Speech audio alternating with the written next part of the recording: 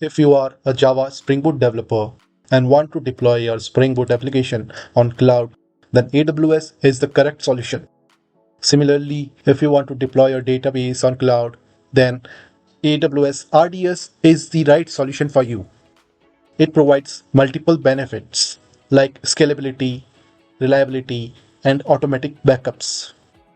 In this video, I'll show you how to connect Spring Boot application deployed, or we can say running in your local, with an RDS database running on AWS. In the previous video, I've already shown you how to create a database from scratch. I've also shown you all the settings and configurations that will be needed to make your database up and running, and that is free as well. Also, I have shown you that how can we connect to this database from external client like dbeaver or pgadmin. The link for that video is right here in the description. You can watch it, or you can watch it through my channel as well. So without wasting any more time, let's start with the demo. Alright, so first I'll make sure my database is up and running with all the required configurations. Yes, the status is available, and then I'll check as whether the database, the RDS, is publicly accessible or not. Here it is showing no. It should be yes. For that, I'll go up there, I'll modify my RDS. I have to find a option here to make it available. In the connectivity section, I'll find additional configuration. I'll expand it. I'll find public access. I'll select publicly accessible.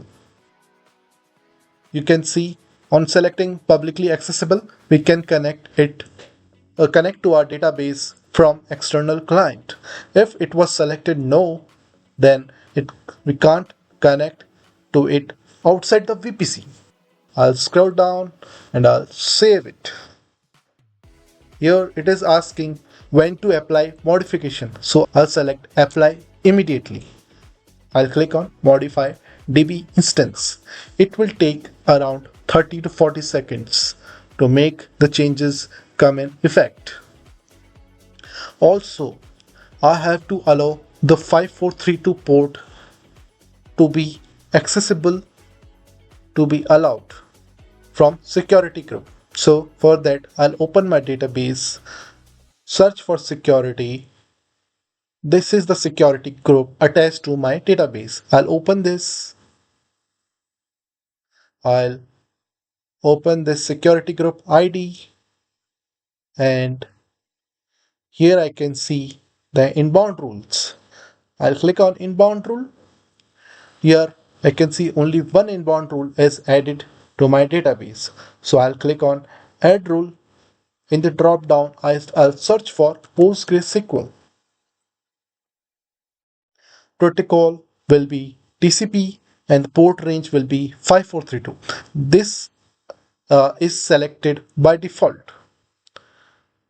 If you want to change the port, then you have to select custom TCP, and then you can specify any different port you want. But let me change back to PostgreSQL. Then in the source, I have to specify anywhere IPv4 so that I can able to connect to it from any of the IP address. I'll click on save rules. So the configurations from the AWS side or RDS side is done. Now I'll make changes in my Spring Boot application so that I'm able to connect to this database.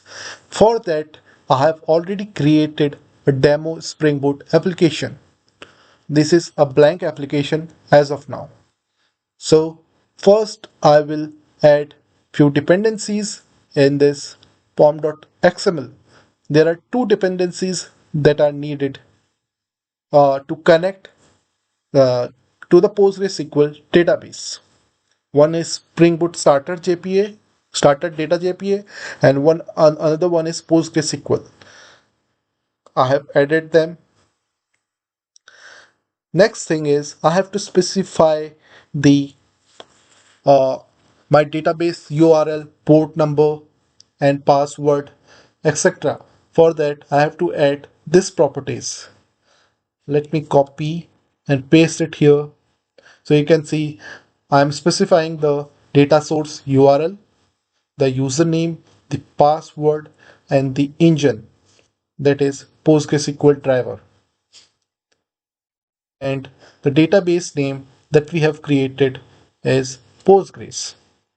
This I've created in the previous video. The username was Postgres itself, and the root, the password that we have specified in the previous video for this database was root underscore 12345. Let me enter it right here. Now I will just clean install this app.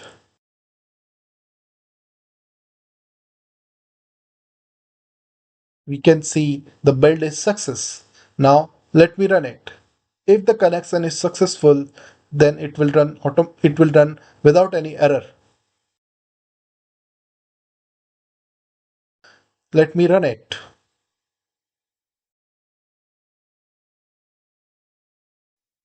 We can see it is trying to connect to the database. It is starting the Hikari pool connection. So our Spring Boot app is up and running on port 8080. The connection was successful. We can see right here. So in this video, we have learned from scratch that how to connect our database and RDS database to a Spring Boot application. Thanks for watching. If you found this video helpful, don't forget to hit that like button and check out my other videos for more tech tips and tutorials.